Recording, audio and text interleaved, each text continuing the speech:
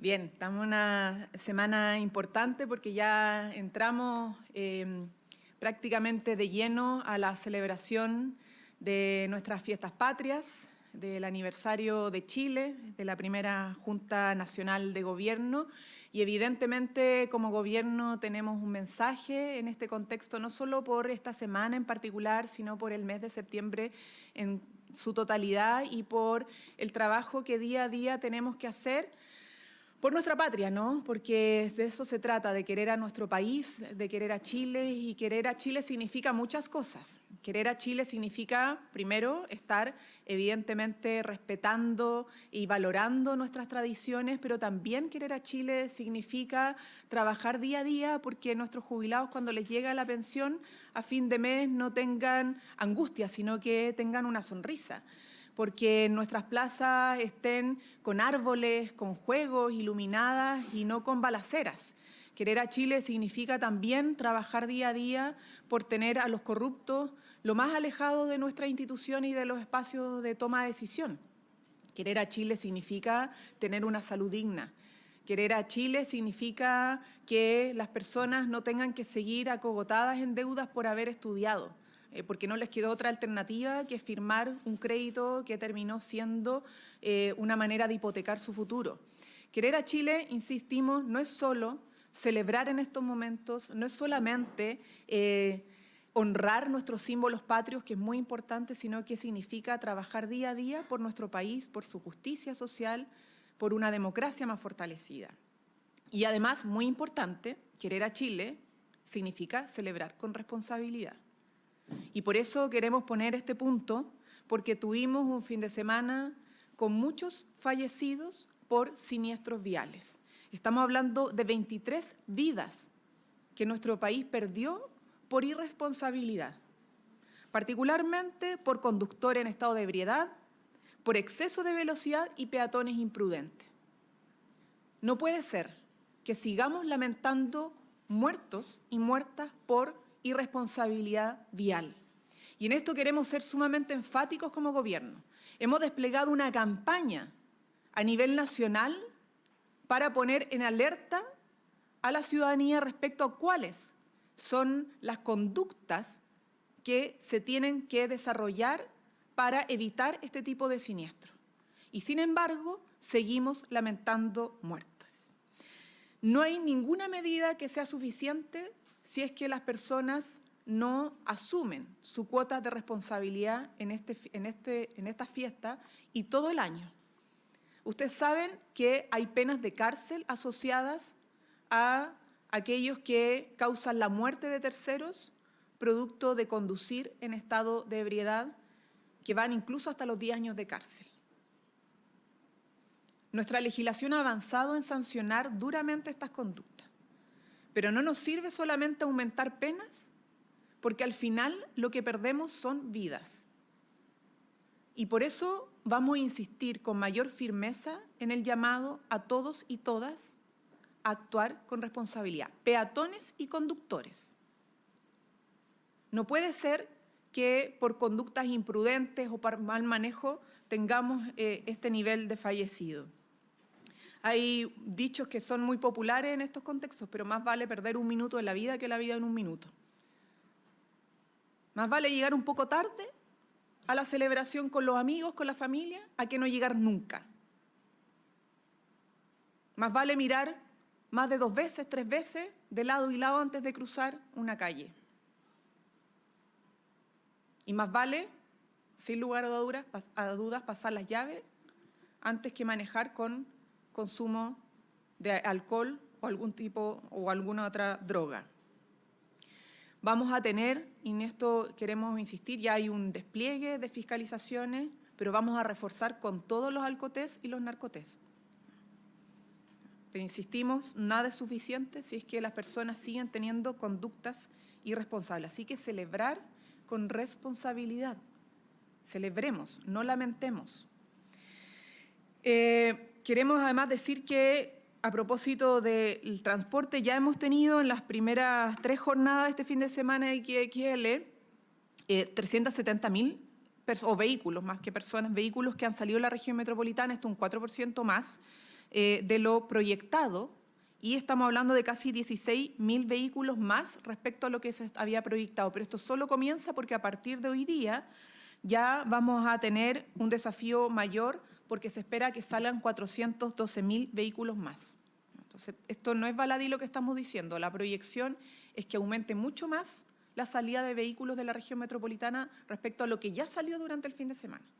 Entonces, volvemos a insistir en la responsabilidad, en planificar los viajes.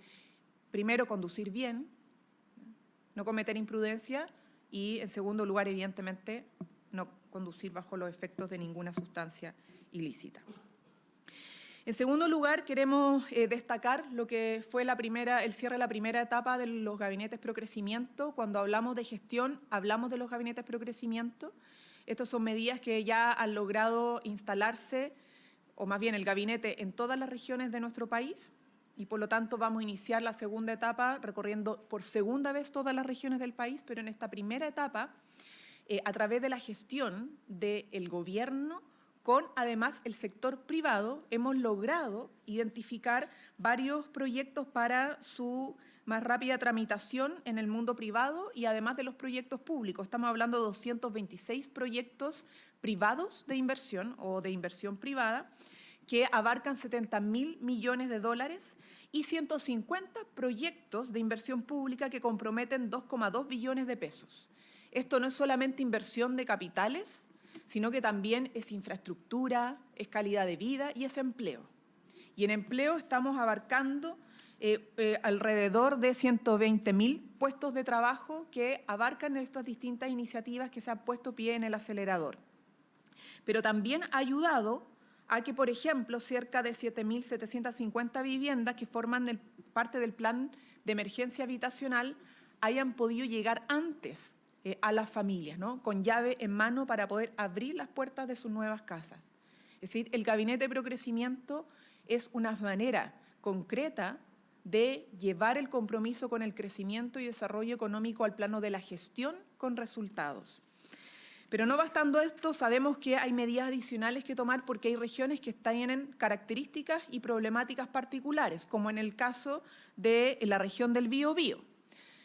Tuvimos una conversación muy intensa y vamos a seguir teniéndola porque después de la decisión de Huachipato de cerrar, como gobierno tuvimos que fortalecer y hacer crecer medidas que teníamos contempladas para la región, para el desarrollo y progreso industrial de la región de Biobío.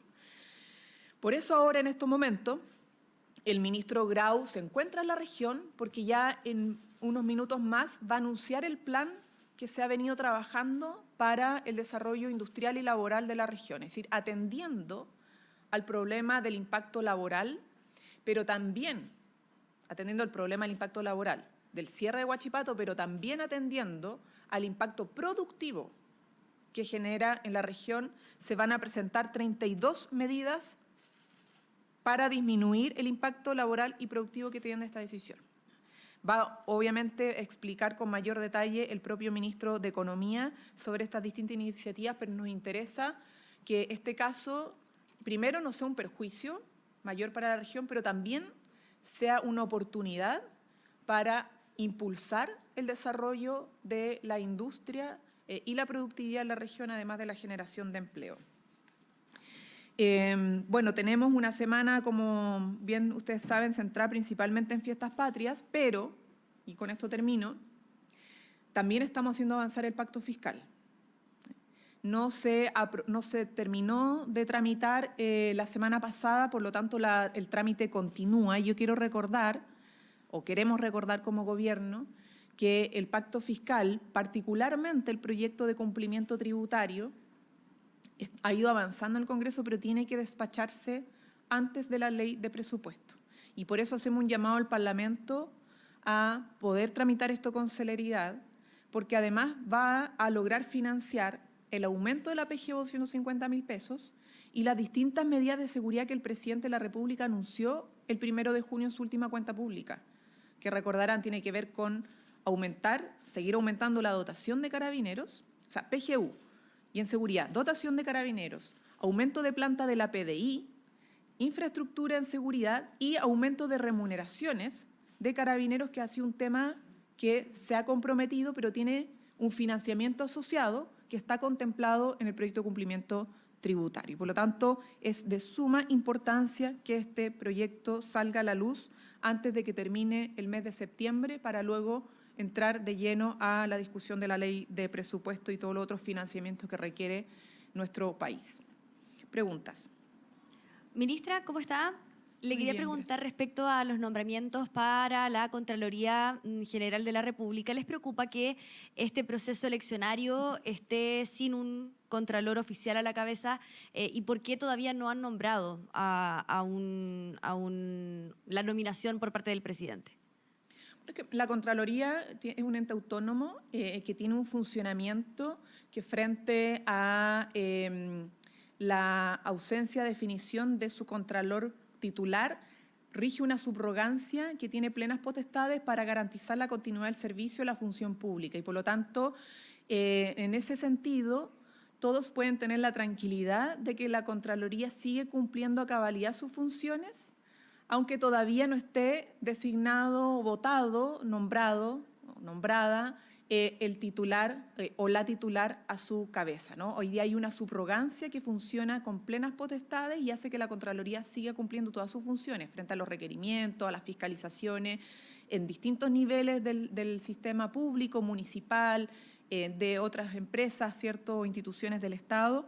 En ese sentido, nosotros lo que estamos esperando, no esperando, pero por lo que se está trabajando, es tener teniendo básicamente la tranquilidad de que la Contraloría sigue funcionando como corresponde, es tener un nombramiento que tenga el acuerdo en el Parlamento para justamente dar la certeza que vamos a tener un nombramiento frente a una propuesta que se presente, ¿no? Y no vamos a estar meses y meses discutiendo en el Parlamento un nombre. Entonces, se está trabajando en eso, insistimos, en un nombre que tenga el acuerdo del Senado, mientras tenemos la tranquilidad de que la Contraloría sigue funcionando con total potestad y con garantías de continuidad del servicio y la función pública. Hola, ministra. En otro tema, ¿cómo se puede responder a las críticas que han surgido de la oposición frente a esta propuesta del proyecto del CAE, que supuestamente sería, o como ha trascendido, sería presentado este día domingo? En la oposición dicen que no van a apoyar un proyecto que le entregue incentivos a los que están morosos en el sistema. ¿Cómo se puede responder a esa propuesta y si se va a presentar el domingo o no? Miren, el proyecto del CAE, del fin al CAE, es un compromiso de nuestro gobierno, del presidente y un compromiso de varios de los que estamos en el gobierno, incluso antes de estar en el gobierno y que vamos a cumplir. Y lo vamos a cumplir no solo porque esté en un papel, en un programa de gobierno, sino porque creemos y tenemos la convicción de que es necesario terminar con un sistema que está siendo insostenible para las familias y para el fisco. O sea, es irracional mantenerlo. No se sostiene y los datos están sobre la mesa, ¿no? El nivel de pago en general no es el que se esperaba. El nivel de costo para el Estado es mucho mayor de lo que se esperaba y por lo tanto necesitamos avanzar en un sistema más justo. Y por eso en las conversaciones prelegislativas con la oposición, que es la más crítica al término del CAE, se han aclarado y se seguirá aclarando distintos puntos. Uno, que es un modelo que va a ser justo y progresivo. Es decir, aquí se va a atender a las necesidades, las diversas necesidades de los deudores, considerando, uno, a los que están morosos y que no han podido pagar porque su situación es precaria, como también a aquellos que están al día, pero que no se les acaba nunca la deuda, ¿no? Y eso obviamente está respaldado por este compromiso de que atendamos a la realidad de todos y todas, pero sin desconocer las distintas necesidades que tienen y por lo tanto distintas soluciones para ellos de manera justa y progresiva. Pueden haber especulaciones mientras tanto porque me imagino que como nadie todavía conoce el detalle completo del proyecto y lo van a conocer recién cuando se presente, vamos a conocer distintas miradas o vamos a escuchar distintas miradas, distintas críticas, pero pueden contar, insistimos, los ciudadanos y ciudadanas que nos están escuchando de que este proyecto se va a presentar que va a abordar el universo total de los deudores y que va a tener distintas soluciones entre condonaciones y otras medidas para poder abordar esta realidad de manera, o sea, justa, ¿no? Que es el principio básico que sostiene la propuesta.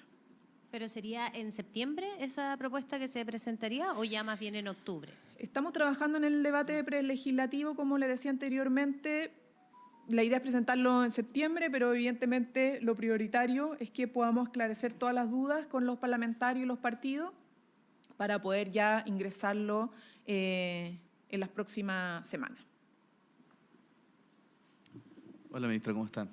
Buenos días. Bien, gracias. Sobre el debate por la alta carga legislativa que hay y que finalmente ha enfrentado algunos parlamentarios con los ministros de Estado, por ejemplo, el vicepresidente de la Cámara, el diputado Aedo, planteó que la ministra Tobá se desubicó cuando ella propuso sesionar un día extra a la semana. Desde el gobierno han planteado de que hubo una mala interpretación de las palabras de la ministra. Queríamos preguntarle por qué cree que ocurre eso, de que diputados se ofenden por lo planteado por una autoridad de gobierno, y en el tema más de fondo, ¿qué garantías puede dar el Ejecutivo de que va a saber priorizar, va a saber ordenar bien junto a las corporaciones legislativas para que ninguna iniciativa relevante quede descuidada? Puede que exista una falsa polémica respecto a este asunto, porque el Congreso, y bueno, a mí me tocó ser parlamentaria, ¿no? Y yo sé que el Parlamento, cuando tiene muchas iniciativas, muchos temas que abordar, encuentra las fórmulas para abordarlo. Y por eso hemos dicho que se puede caminar y mascar chicle al mismo tiempo, y tendrán que ver cuáles son las herramientas que tienen a disposición, que existen, sea sesiones, o sea, sesionar un día más o las sesiones en paralelo. Hay distintas fórmulas que tendrá que resolver el Parlamento. En general, no estamos dramatizando con que usen sus facultades fiscalizadoras, porque es propio del Congreso hacer uso de sus facultades fiscalizadoras, como las acusaciones constitucionales, sin dejar de lado el trabajo legislativo que se da no solo en las salas, en los plenarios, sino que en las comisiones técnicas, que son varias. Entonces, no deberían haber problemas si es que se usan las herramientas que tiene el Parlamento para que una acusación constitucional no interfiera en avanzar en pensiones, en la agenda de seguridad, en la agenda económica y, bueno, tantos proyectos que estamos viendo. Entonces, creemos que en general a veces se construyen falsas polémicas cuando lo central es que el Parlamento pueda seguir trabajando en sus facultades legislativas y también fiscalizadoras, a propósito del caso Hermosilla, que ha llevado y ha llamado al propio Parlamento a estudiar y presentar acusaciones constitucionales. Y cuando hay un debate, ministra, también respecto a las prioridades, cuando hay bancadas opositoras que plantean que la seguridad debería ser una prioridad en relación a discusiones como el CAE, como la eutanasia, ¿qué garantías puede dar el gobierno de que va a haber una priorización correcta y que ninguna iniciativa se pueda quedar afuera? Como le digo, una cosa no quita la otra. Si tenemos una agenda de seguridad que sigue avanzando, que pasa además por comisiones de seguridad, y tenemos otras también necesidades y urgencias ciudadanas, como el CAE o la ley de eutanasia, que pasan por otras comisiones. El CAE pasa por educación, eutanasia por salud. Por lo tanto, no debería dificultar una cosa con la otra, como tampoco las acusaciones constitucionales, la agenda de seguridad, ¿no? O sea, nuestro país tiene múltiples necesidades, y evidentemente que hay unas que tienen una prioridad de primer orden, valga la redundancia, y otras de segundo o tercero, pero no quiere decir que las de primer orden inhiban que la democracia resuelva las de segundo o tercer orden, porque también son necesidades de nuestros compatriotas. Entonces, lo importante es estar conectado con las necesidades de la gente, que son múltiples, y no decir que por la agenda de seguridad no vamos a abordar los temas de educación, los temas de salud o los temas de corrupción, sino que tenemos que ser capaces de abordar todos esos temas y ver, obviamente, los ajustes del funcionamiento del Parlamento para cumplir con esa expectativa que son de las propias personas. Buenos días, ministra. Quería preguntarle por las declaraciones del presidente de la CPC, quien en el marco de la discusión que se ha generado por el subsidio eléctrico a los pequeños medios de generación distributiva, habla de cambiar las reglas del juego y que que no es razonable que se subsidie a la mitad del país. ¿Qué le parece esas declaraciones? Mire, primero estamos tomando una medida extraordinaria por una situación extraordinaria. Es decir, el subsidio que hemos propuesto, que se ha triplicado, o sea, la propuesta de triplicar, es porque justamente se produjo un alza extraordinaria de las tarifas de las cuentas de la luz por un descongelamiento que había que realizar. Es decir, subsidio extraordinario para una situación de carga financiera familiar extraordinaria. Partamos de esa base. En segundo lugar, el presidente de la CPC sabe que hoy día nuestro registro social de hogares no mide solo pobreza, mide vulnerabilidad. Y la vulnerabilidad tiene distintas variables. La vulnerabilidad no es igual a pobreza. La vulnerabilidad mide distintos factores de riesgo, como por ejemplo situaciones de discapacidad o dependencia que se agregan a la situación de ingresos del hogar. Y eso es lo que ha mirado el gobierno, a través del registro social de hogares, ver la realidad de las personas y preocuparnos y ocuparnos de esa realidad de las personas. Ese es nuestro foco. Por lo tanto, el subsidio, como otras políticas que hemos ido empujando, tiene que ver con conocer la realidad del país y que aquí hay una necesidad de poder acompañar a miles de hogares, estamos hablando del 50% en este caso más vulnerable, para enfrentar esta alza extraordinaria de las tarifas eléctricas a propósito del descongelamiento. Yo lo que diría es eso, ¿no? Que nuestro foco, independientemente de su crítica, de la crítica del representante de la CPC, es que nuestro foco está en atender a las necesidades de las personas en esta contingencia. Hola, ministra, buenos días. Buenos ¿Qué días. expectativas tiene el gobierno sobre el balance de seguridad que arroje este feriado XL? Y si le preocupa que de perpetrarse más homicidios se agudicen también las críticas a la estrategia de seguridad del gobierno, como ha venido sucediendo con estos fines de semana críticos en materia de homicidio.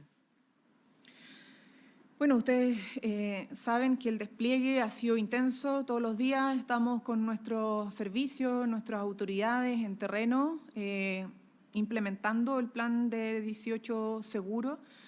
Pero como les decía, una frase clave de esta campaña es unidos y unidas por un 18 seguro. O sea, no basta y no va a bastar nunca con todas las medidas que implementemos si es que la gente sigue siendo irresponsable, ¿no? Y esto lo decimos por los muertos particularmente que hemos tenido el fin de semana, las 23 vidas que se perdieron producto de las imprudencias en siniestros viales. Le decimos siniestro y no accidente, aunque suene quizá muy rebuscado, pero la diferencia está en que el accidente es algo que no se puede evitar. Y estos siniestros sí se pueden evitar. O sea, todas estas muertes se podrían haber evitado si es que hubiese habido responsabilidad de los conductores como también de los peatones. Y por eso queremos insistir en que el concepto de unidad no es baladí, es que todos pongamos de nuestra parte para celebrar estas fiestas patrias y no tener que lamentar situaciones indeseadas, porque nadie desea que obviamente fallezca una persona. Así que esperamos también que se entienda aquello y vamos a seguir obviamente trabajando. Sobre todo esta semana se van a redoblar los esfuerzos, ya lo han visto en distintas pautas, de la cantidad de policías que tenemos desplegados, de los operativos, de fiscalizaciones, de puntos de control, de puntos además de ayuda, de atención para las denuncias, de uso de armas o de posibles delitos, etcétera. O sea, el despliegue se va a intensificar, pero otra parte importante también lo hacen las propias personas. Ministra, ¿por qué el Ejecutivo finalmente decide firmar un convenio de defensa con China? El día de hoy, en el diario El Mercurio, se conoce una entrevista al exministro de Interior, Jorge Burgos. Él dice que hay que tener mucha precaución con convenios en defensa cuando se trata de países del mundo no democrático. ¿Qué se responde por parte de la moneda? Primero, no hay ningún cambio en la política exterior y de relación en este ámbito con China. Son parte de la política de continuidad que se tiene en materia internacional y en el sentido de restablecer o como retomar diálogos que se venían desarrollando hace un tiempo y por lo tanto no excede nada más que eso.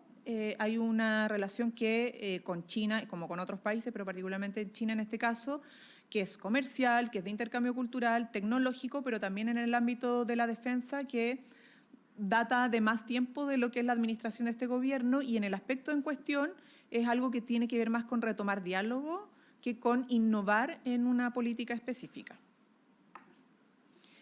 Bien, muchas gracias. Queda una, perdón. Hola, ministra, buenos días. En la Buenos designación de Diego Vela, ministra, en el equipo de la OCDE, el gobierno ha defendido que cumple con todos los requisitos, pero tuvieron que trasladar a una funcionaria para habilitar ese cargo. ¿No había otro nombre que pudiera ocupar ese puesto, o por qué no mantener a la funcionaria para evitar abrir estos flancos de amiguismo y pituto, como se ha acusado? Ya, primero es que no es así. La situación, primero, estos son nombramientos que pasan principalmente por el Ministerio de Hacienda. Recordemos que el representante de Chile en la OCDE no es Diego Vela, es Hernán Frigolet. Él es el embajador de Chile ante la OCDE. En segundo lugar, los embajadores tienen equipos de colaboración de segunda línea que cumplen distintas funciones, y en el marco de ese equipo se suma otra persona con competencias y con capacidades por sus estudios, por su experiencia, o sea, tienen magíster en economía, en sociología de la economía, experiencia en la administración pública, en el sector privado, es decir, competencias y habilidades las tiene, pero se suma un equipo de colaboración. ¿Y a quién reemplaza una persona que no fue sacada a un lado, fue ascendida a otro cargo? Que se tenía considerado cumplir unas funciones de mayor rango en materia internacional.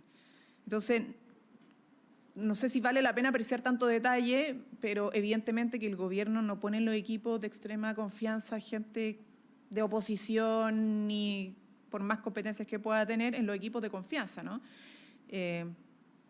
Entonces, no sé qué esperaba la oposición de un nombramiento como este, que, insisto, no es una jefatura, no es de alta dirección pública, es de un equipo de asesores de colaboración del embajador de Chile ante la OCDE.